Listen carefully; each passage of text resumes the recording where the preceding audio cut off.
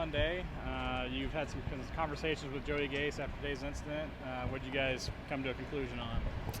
I don't know that we really came to a conclusion on anything other than I went over and apologized to him because that was, not the intent. But I don't really want to focus on the negatives of the day because we just had our best finish of the season. So I was happy with the adjustments that we made on the car. I've worked really hard on this car myself in the shop this week and with all the guys, and we put our foot forward in the right direction, and we're excited to go to Martinsville.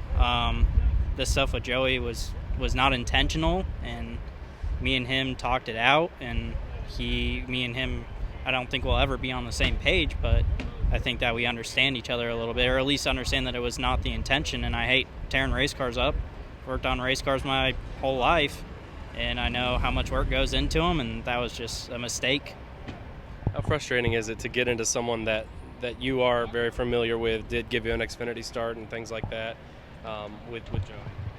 I mean, it's frustrating, of course, because Joey gave me an opportunity to drive his car, and I have tons of respect for Joey and his team and everybody that works over there, and it was, not the intention, and I hate that everybody's looking at that now today. And but hopefully we can make a positive spin out of it or something. What did you think when you saw him walking down the banking and through the bumper at you? What was going through your mind? Did you know what he had in his hand? Yeah, I was watching from the middle of the front stretch and could see him tearing at the back bumper cover, and I figured he was going to throw it at me or something at me.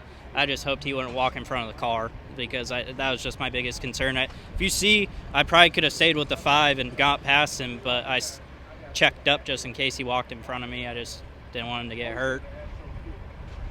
That's awesome. Yeah, thank you guys. What was said, and do you feel any better after the talk? Not really. His stories kind of kept changing, but then at the end he did admit he did it, but it wasn't on purpose, I guess. And, told him that you only get so many mistakes in the series, so your ride's gone. Like I said, I gave him his first ride, and Johnny's giving him a huge opportunity here, and small teams can afford to junk race cars like that.